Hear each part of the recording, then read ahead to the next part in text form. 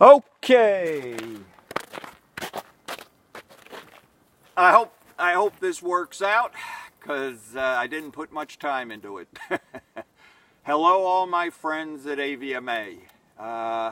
It is springtime here in New Hampshire. You can tell it's springtime because there's only 3 foot of snow left on the ground, and the mud season is right around the corner. And they're making maple syrup, and as in every springtime, my thoughts turn to AVMA. Once a volunteer, always a volunteer. So let me just preface this by saying John DeYoung and I speak routinely, maybe once a week or so. And our last conversation was his concern about the owners of smaller practices and what they're going to do with them. And I'm one of them. We own practices that generate $1 million or less. We've put our hearts and souls into it, and yet we have no exit strategy at this point in time. Can I find a buyer? These individuals, what's going to happen? Am I just going to shut the doors, turn out the lights, and walk away? No corporation at this point in time wants to buy these kind of practices. And literally, there are thousands of these practices around. I recall a statistic in New Jersey that almost half the practices are owned by one owner, maybe in some cases 2. But they're small practices, and really you got to wonder what's going to happen to all of them as you go across the board here. The paradox that one eventually comes to the realization, it's almost counterintuitive. AVMA, statistics indicate that owning a practice is one of the ways to get out of debt. I remember being told this over and over again. And also the fact that I would think a certain percentage of recent grads want to own a practice. They don't want to be an associate. And that maybe was their lifelong dream. And it may very well never happen. So you have the buyers and the prospective sellers. What are we going to do?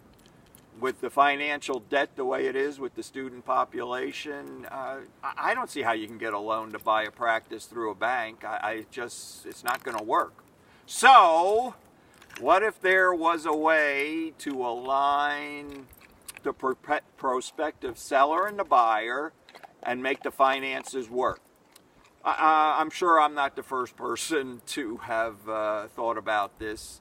However, I think I might have my own personal answer to this question, and in fact I've done it before, so that's why I'm reaching out to you folks with a little twist to it, But what if there was a way to align the buyer and the seller, and in fact the money works out as well?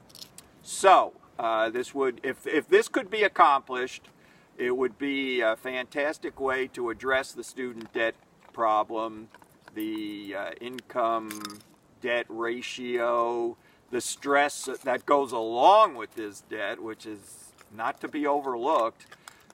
Provide a road to practice ownership, and create a viable exit strategy for he or she who owns a smaller practice. And what if, now let's take this one step further, what if there was a way to generate non-dues income for the association? And I'm not talking about a small amount of money here. I'm talking about a lot of non-dues income. So, hear me out. What if the AVMA started a new program? Let's call it Members Helping Members. We could use AVMA resources. I don't know why I say we. You could use AVMA resources, the website, the IT, things that are already up and running. And the association formulates a format where our practice owners and our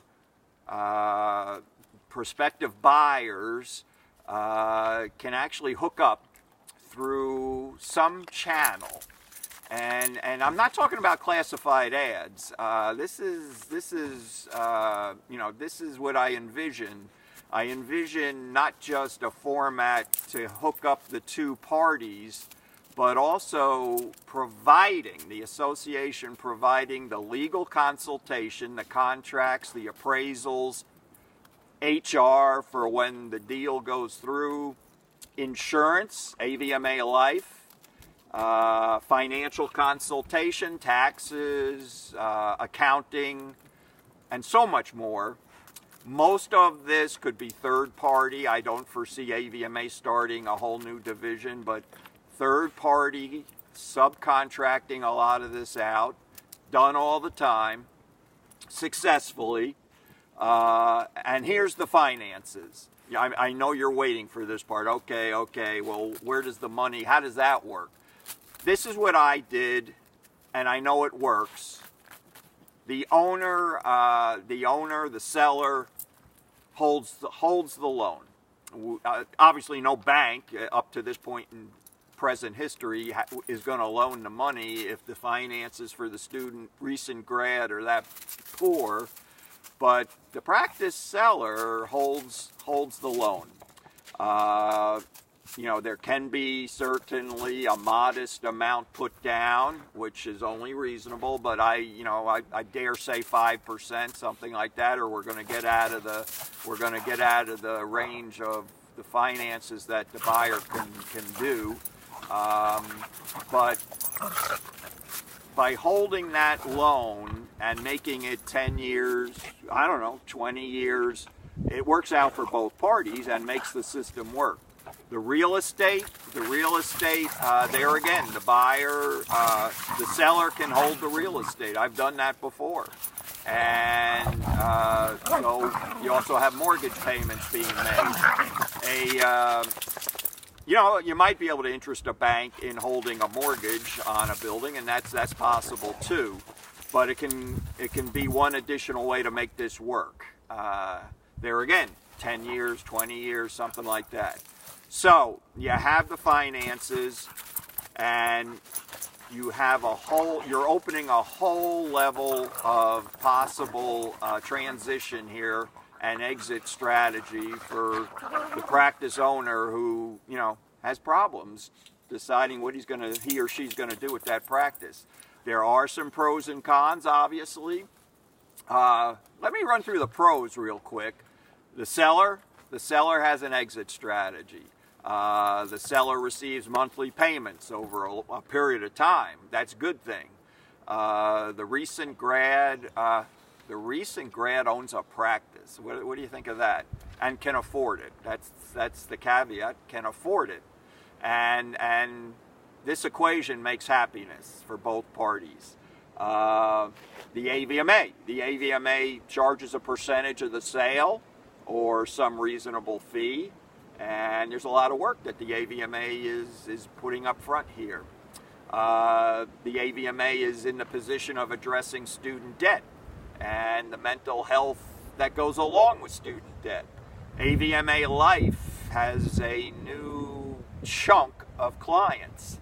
We're talking about a very attractive looking member benefit here. And most of all, AVMA is not a bank with this format. AVMA has nothing to do with funding anything. So those are some pros that come to mind. The cons, well, I know I know what you're thinking. What if the buyer defaults? Well, let's think about this. It's a concern. I don't want to downplay it, but where was the seller going to sell that practice anyhow? Let's think about that. There's a good chance the doors were going to close and the lights were going off. And so he or she is, if a default happened, he or she's back where they started. So they've lost nothing. They have generated a down payment when the deal went through and whatever the monthly payments amounted to. And whatever's left of that practice, they certainly could go back and try to resell it, you know, under a similar manner. So default is bad, but let's look at the positive points of it. Also, if I was making up a contract for this situation, and I also held the mortgage for the property, I would have that property come back to me if there was a default. So now you get your property back, which may have increased in value. There's a real good chance. So something to think about. Let me just, you know, it would have been like a rental, so to speak. There'd be no compensation for money that had already been paid. I want to make that clear. So that's it in a nutshell. I certainly appreciate feedback. This is something I'm throwing against the wall. There's a lot that could be improved, no doubt about it. Isham, I'm sure your head is spinning if you're watching this, but think about this. It's time for my nap, I think, so I'm going to leave it here, but let me leave you with some thoughts real quickly. Members helping members, a proactive AVMA, non-dues income, a much stronger membership as a result of this, and practice ownership versus corporate ownership for this profession. All right. I love you guys. Keep up the good work.